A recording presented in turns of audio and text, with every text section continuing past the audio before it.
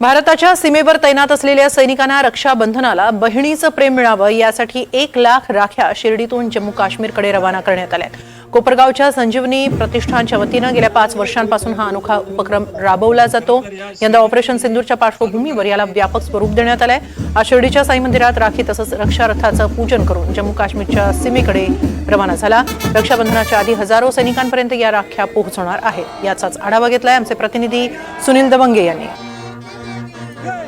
बहीण भावातील नात्याचा गोडवा असलेला सण म्हणजे रक्षाबंधन आणि ह्या रक्षाबंधनाला आपल्या सीमेवर असलेले जे जवान आहेत ते वंचित राहू नये यासाठी कोपरगाव येथील संजीवनी प्रतिष्ठानच्या वतीने गेल्या 5 वर्षापासून जे आहे ते रक्षाबंधनाचा अनोखा उपक्रम जो राबवला जातो, 1 राखी जवानांसाठी। यंदा देखील या ठिकाणी जे आहे ते संजीवनी प्रतिष्ठानच्या वतीनं रक्षाबंधनासाठी 1 लाख राख्या ज्या आहेत त्या शिर्डी आणि परिसरातून पाठवल्या जाते। आपल्यासोबत संजीवनी प्रतिष्ठानचे संस्थापक विवेक कोल्हे आहेत।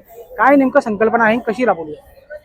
गेल्या अनेक वर्षांपासून अनेक सामाजिक उपक्रमांपैकी हा एक उपक्रम आम्ही राबवत आहे। 1 राखी जवानांसाठी तो मर्यादित होता, परिसरापुरती 15 ते 20 हजार राखी आमच्या भगिनी गोळा करायच्या, त्याच्यावर संदेश लिहायच्या, राखी बांधायचे आणि ती आम्ही सीमेवरील जवानांपर्यंत पोहोच करायचो। परंतु गेल्या काही वर्षाचा प्रतिसाद बघता याला व्यापक स्वरूप देण्याच्या दृष्टिकोनातून शिर्डी ते श्रीनगर असा एक रक्षारथ आज या ठिकाणून प्रस्थान झालेला आहे। त्या रथामध्ये जवळपास 6 राज्यातून तो प्रवास आहे। मध्य प्रदेश असेल, दिल्ली असेल, वेगवेगळ्या राज्यातून तो रथ जाणार आहे।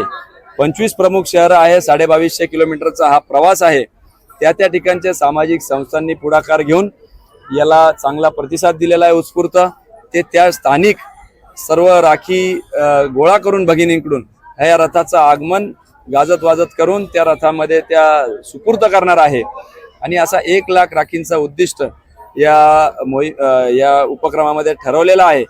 नक्कीच रक्षाबंधनाच्या दिवशी सीमेवर असलेल्या जवानांना आता त्यांच्या मनगटावर जे आहे ते बहिणीचं जे प्रेम आहे ते असणार आहे। एक धागा जो आहे रक्षाबंधनाचा तो या ठिकाणून पाठवण्यात येतोय आणि सीमेवरतील जवान जे आहे ते अत्यंत आनंदात दिसून येते। सुनील दवंगे, NDTV मराठी, शिर्डी, अहिल्यानगर।